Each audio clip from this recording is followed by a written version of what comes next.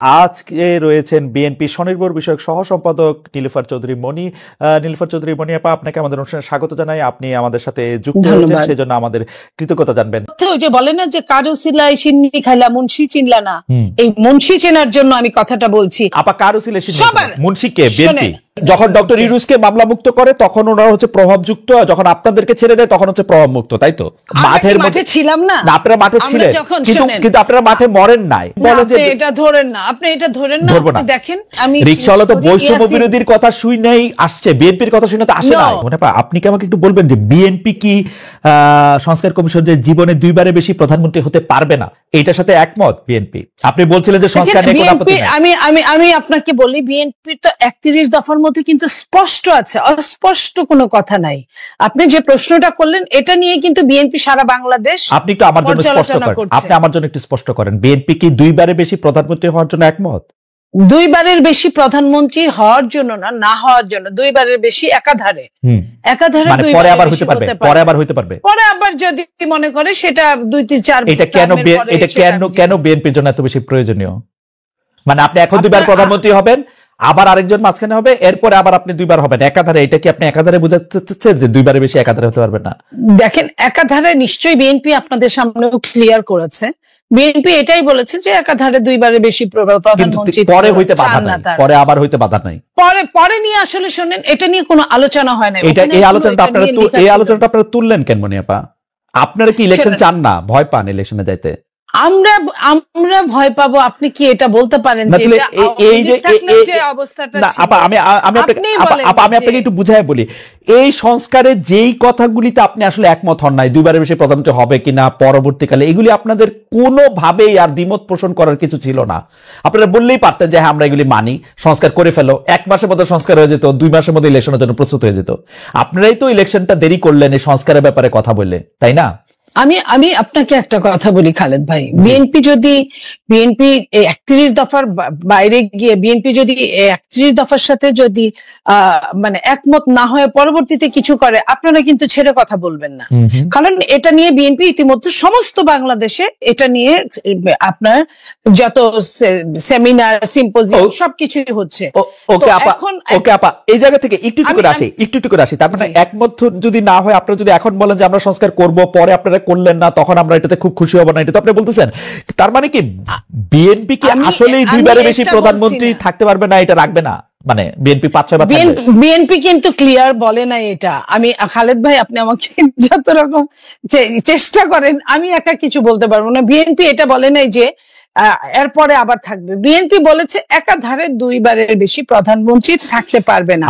এখন এরপরেরটা আমার মনে হয় সংস্কার নিয়ে বিএনপির যারা নীতি নির্ধারক মহলের মধ্যে সালাউদ্দিন ভাই কথা বলছেন, কাজ করছেন সংস্কার নিয়ে, আমার মনে হয় যে আমাকে না ডেকে যদি ওনাকে ডাকতেন সবচেয়ে ভালো হতো। উনি আপনার এই প্রশ্নের উত্তরটা সরাসরি দিতে পারতো, যেহেতু উনি কাজ করছেন। আমি একটা কথা বলি, আমি বলতে পারি, আমি একটা কথা বলি, বিএনপি কিন্তু তার অবস্থান স্পষ্ট করেছে যে যেখানে সংস্কার কমিশন বলেছেন যে দুবারের বেশি কেউ প্রধানমন্ত্রী থাকতে পারবে না, বিএনপির অবস্থাটা পরিষ্কার করেছেন যে একাধারে দুবারের বেশি কেউ থাকতে পারবে না।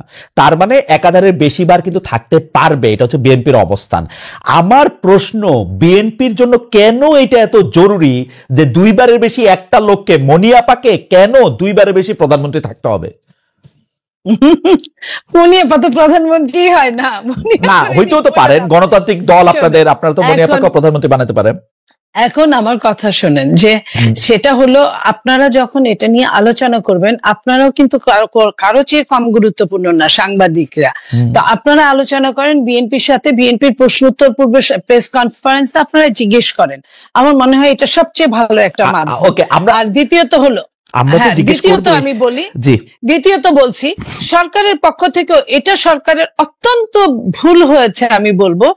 যখন সরকার সংস্কার কমিটিগুলো করলেন, তখনই কিন্তু দলীয় তাদের সাথে করসপন্ডেন্ট করার জন্য 2 দিন, 1 দিন, 3 দিন পরে দলীয়দের সাথে কথা বললে, তাহলে আপনি ধরেন আপনি একদম 99% অ্যাডভান্স হয়ে গেছেন, আরেকজন 1% চিন্তা করে নাই। এই যে চিন্তা শক্তির, অথচ যে 1% চিন্তা করে নাই তার কিন্তু শক্তি, ক্ষমতা বা আপনার যেটা বলেন পরিচালনার ভার, তার কিন্তু অনেক বেশি পরবর্তীতে। তো এই পরবর্তীর কথা বাংলাদেশের কোনো মানুষ কখনোই চিন্তা করে না। যদি মানুষ এই চিন্তাগুলো করতো, বাংলাদেশে অনেকগুলো টাকা বেঁচে যেত, অনেকগুলো সময় বেঁচে যেত, এবং প্রত্যেকটা মানুষের জন্য ভালো হতো। আপনার কথা আমি পরিষ্কার বুঝতে পারতেছি না, কিন্তু আমি যতটুকু বুঝতে পারতেছি যে বিএনপি, মানে আমি প্রশ্ন অন্যভাবে করি, কারণ হচ্ছে যে ধরেন আমরা বিএনপিকে কি বিষয়ে সর্বাত্মক আন্দোলন করতে দেখছি 15 বছরের মধ্যে 2014 থেকে বা 2013 নির্বাচনের সময় থেকে, যখন আওয়ামী লীগ সরকার তত্ত্বাবধায়ক সরকার ব্যবস্থা বাতিল করে, তখন থেকে বিএনপির একটাই দাবি ছিল যে একটা নির্দলীয় নিরপেক্ষ তত্ত্বাবধায়ক সরকারের সময় নির্বাচন করতে হবে। এই একটাই দাবি। শেখ হাসিনা তার পদে থেকে নির্বাচন করতে পারবেন না। এখন শেখ হাসিনা তার পদে নাই, লেভেল প্লেইং ফিল্ড চেয়েছিল বিএনপি, লেভেল প্লেইং ফিল্ড, একটা নির্দলীয় নিরপেক্ষ সরকার। এখন শেখ হাসিনা ক্ষমতায় নাই না, একটা শেখ হাসিনা ক্ষমতায়, আমি লেভেল প্লেইং ফিল্ড, তো শেখ হাসিনা এখন ক্ষমতায় নাই, ক্ষমতায় যিনি আছেন তিনি নির্বাচন করতেছেন না, প্রফেসর ডক্টর মোহাম্মদ ইউনূস। একটা জায়গা থেকে এই নির্বাচনটা করার সময় বিএনপি সবার আগে জাতীয় সরকারের কথা বলেছিল, জাতীয় ঐক্যমত্য সরকারের কথা বলেছিল, সংস্কারের কথা বলেছিল 31 দফার মধ্যে। এই ব্যাপারগুলি মোর অর লেস, মানে 4 বছরের জায়গায় 5 বছর এগুলি যখন করা হলো, তখন বিএনপি সংস্কারের এগেইনস্টে এতভাবে দাঁড়াইলো, মনে হয় সংস্কার করলে বিএনপি দলটাই থাকবে না। এটা কিরকম? আমি তো মানে সংস্কারের এগেইনস্টে, তোমরা সংস্কার মানি না, তোমরা সংস্কার করলেও গিয়ে উল্টাই দিব, মির্জা আব্বাস এগুলি বলছেন। মির্জা আব্বাস আপনার ভুল হচ্ছে। আপনি যদি কথাই শুনেন, ধরেন আমি কথা বলছি, আমার নেতা জনাব তারেক রহমান কথা বলছে, আপনি কোনটা লুফে নেবেন বলেন? জনাব তারেক রহমানের কথা। তো জনাব তারেক রহমান কথা বলছেন, পাশাপাশি আপনার ধরেন মির্জা আব্বাস, উনি অনেক বড় নেতা, বাট স্পোকসম্যান না। উনি এটা মানে ওইভাবে আপনি নাও ধরতে পারেন, বাট আপনি দেখেন আমাদের নেতা তারেক রহমান সাহেব কি বলছেন। উনি যদি বলেন, আপনি উনার কোড ধরে উনার ইনভার্টেড কমার মধ্যে আমাকে কোনো প্রশ্ন করেন, আমি সেটার কথা বলবো। জনাব তারেক রহমান কি সংস্কারের পক্ষে? জনাব তারেক রহমান কি সংস্কারের পক্ষে? অবশ্যই যেটুকু সংস্কার দরকার, কিন্তু সংস্কার এবং নির্বাচনকে মুখোমুখি করার পক্ষে না, সংস্কারের পক্ষে। সংস্কার তার নিজস্ব গতিতে চলতে থাকবে, রাইট? তারেক রহমান সবসময় এটা বলে, সংস্কার তার নিজস্ব গতিতে চলতে থাকবে। এবং এই সংস্কারটা কাকে নিয়ে? আপনাকে নিয়ে, আমাকে নিয়ে, এবং আমার সাথে আরেকজন যিনি চকশোতে আছেন তাদেরকেও নিয়ে, প্রত্যেককে নিয়ে, বাংলাদেশের প্রত্যেকটা প্রতিনিধিকে নিয়ে সংস্কার। তো সেইখানে এককভাবে তো কেউ কোনো ডিসিশন দিতে পারে না, না সরকার দিতে পারে, কারণ এই সরকার নির্বাচিত না। আমার কাছে যেটা মনে হয়েছে যে জনাব তারেক রহমানকে না জিজ্ঞেস করে তো আর বিএনপি সংস্কারে কোনগুলি মানে আর কোনগুলি মানে না সে সম্পর্কে তাদের মতামত দিয়েছে। আমরা দেখেছি যে তারেক রহমান সাহেব সরাসরি নিজের মুখে বলেন না, কিন্তু বিএনপির মতামত আমরা দেখেছি, আমরা ধরে নিয়েছি যে এতে নেতারও সায় আছে।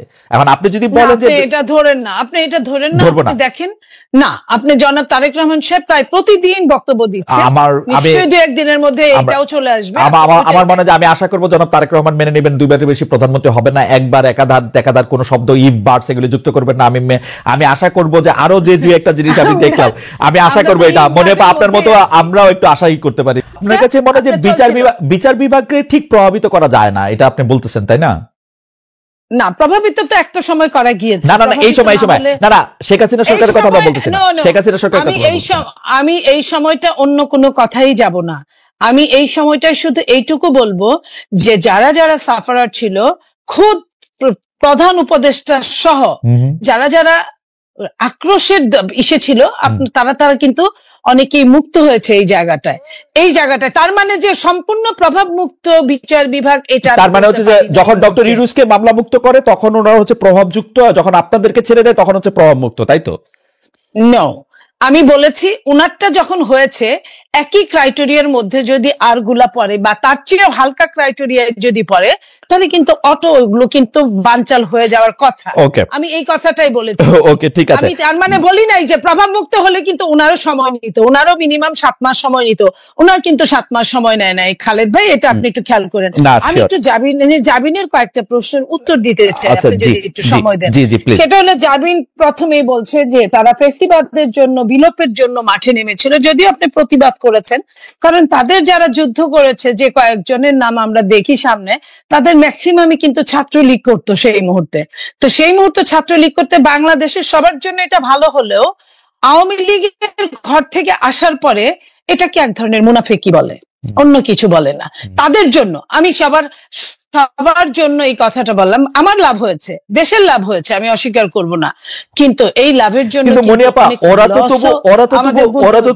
তো তবু 1-1.5 বছরের একটা প্ল্যান করে 1-1.5 মাসের মধ্যে থেকে এটা এক্সিকিউশন করে, সেটা কোটা দিয়েই পারুক আর যাই দিয়ে পারুক, ওরা তো এটা এক্সিকিউশন করে দেখাইছে মাঠের মধ্যে। সেদিন মাঠে ছিলাম না, আপনারা মাঠে ছিলেন, কিন্তু আপনারা মাঠে মরেন নাই, মরছে উনারাই। আমি কে বলেছে আমাদের লোক বেশি মরেছে? ছাত্ররা, সেটা আপনারা দাবি করেন, সেটা আপনারা দাবি করেন, আপনারা দাবি করেন। আমি বলি প্লিজ, জি, কয়জন ছাত্র আমি প্রত্যেকটা শহীদের প্রতি শ্রদ্ধা রেখে কথা বলছি, এবং ছাত্র ছাড়া যারা বাকি ছিল সবই অনেক বেশি, তার চেয়ে অনেক বেশি রিকশাওয়ালা, ভ্যান গাড়ি চালক, বিএনপি তো না, দলীয় বিএনপি তো না, বিএনপি অবশ্যই বিএনপি। রিকশাওয়ালা আমি রিকশাওয়ালা তো বৈষম্য বিরোধীর কথা শুই নাই আসছে, বিএনপির কথা শুনে তো আসে না। কোন বৈষম্য বিরোধী না, শোনেন, যখন আপনি মানবতার জন্য 28 অক্টোবরে তো বাংলাদেশের মানুষ রিকশা চালাইতো আপা, 28 অক্টোবরে তো বাংলাদেশের মানুষ রিকশা চালাইতো, তারা তো আসে নাই।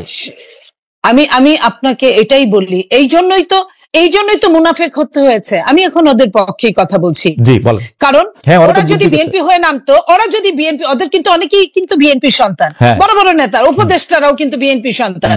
ওরা যদি ওই বিএনপি হয়ে নামতো তাহলে কিন্তু ওদেরও অবস্থা 14 শিকের মধ্যেই হতো, ওরা নামতে পারতো না। ওদের অনেক রকম প্ল্যান করে অনেক রকম ভাবে ঘুরে এই কাজগুলো করতে হয়েছে। তো এই কাজগুলো করতে গিয়ে হয়েছে কি, ওরা নিজেদের মধ্যে হারায় গেছে। এই যে মানে মুনাফেকি চরিত্র। একটু ছোট করে বলি যে আপা, যখন এটা প্রকাশ পাওয়া গেল, এই সরকার কিন্তু, আমি যত কথাই বলি, 25 জুলাই মানে শেখ হাসিনা সরকার কিন্তু 25-26 জুলাই কিন্তু বুঝে ফেলছে যে এই ছাত্রদের আসলে মূল উদ্দেশ্য কি। যখন মূল উদ্দেশ্য কি, যখন তাকে বুঝে ফেলে, তখন যাদের ক্র্যাকডাউন করতে চাইছে ওরা তো মাঠে দাঁড়ায় ছিল আপা, চলে তো যায় নাই। আমরা কিন্তু এই জুলাই আগস্টের আগে বিএনপি কে অসংখ্য বার জিনিসটা কাছাকাছি চলে আসতে দেখছি। আমি আপনাকে বলি, ওরা কিন্তু অনেকেই চলে গেছিল, অনেকেই হাত তুলে ফেলছিল, অনেকেই মুসলেকা দিয়েছিল, কিন্তু ওরা নিজেরাও জানে নাই যে ওরা একটা গ্রুপ চলে যাওয়ার সাথে আরেকটা গ্রুপ নেমে গিয়েছিল। ওরা কাউকে চিনে না, কারণ সমন্বয়কদের একজনের সাথে আরেকজনের কোনো সংশ্লিষ্টতা ছিল না সারা বাংলাদেশের।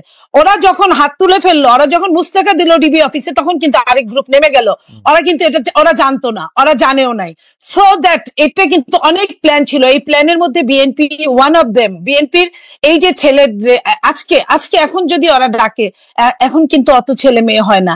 এই তাহলে বাকি ছেলে মেয়েগুলা কারা ছিল এটা নেপথ্যে? আমরা কি করেছি দেখেন, 3 তারিখে আমি নিচে শহীদ মিনারে গিয়েছি। আমি বলি, ঘুরে দেখে আমি দেখি ছাত্র দলের কয়েকটা জায়গায় ছোট ছোট জাপলা গুল হয়ে বসে গান গাচ্ছে, বিভিন্ন বক্তৃতা দিচ্ছে এবং বৈষম্য।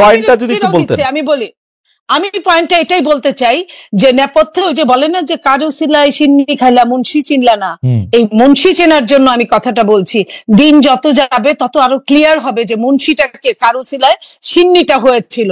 আমি ওই সিন্নির কথাই বলতে চাচ্ছি। আপনি তো আমাদের পরিষ্কার করে বলেন, কারো সিলাই সিন্নি আগেও ছিল, আপা কারো সিলাই সিন্নি মুন্সি কে? বিএনপি।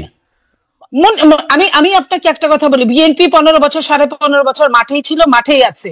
বিএনপি যখন নিজের নামে কখনোই এই সরকারকে ফ্যাসিস্ট, এটা কিন্তু নর্মাল কোন সরকার না, একটা ফ্যাসিস্টকে যখন বিএনপি তুলতে পারবে না একা, তখন অন্য যেভাবে আসুক, বলেন না যে মুমূর্ষু রোগীর জন্য সবকিছু হালাল। এই জুলাই আগস্টটা ছিল মুমূর্ষু রোগী। আমার মনে হয় আপনার বক্তব্য পরিষ্কার। আমরা দেখছি হেফাজতের সময় আসলে বিএনপি বলছিল যে তারা পাশে আছে, তারা পাশে থাকতে বলছিল, বেগম জিয়া আহ্বান জানিয়েছিলেন, তারা বিভিন্ন সময় আসলে পাশে ছিলেন। এই কথা আমার অস্বীকার করার কোনো উপায় নাই। বিএনপি সবসময় আওয়ামী লীগের বিরুদ্ধে যে কোনো কিছু হইলেই বিএনপি পাশে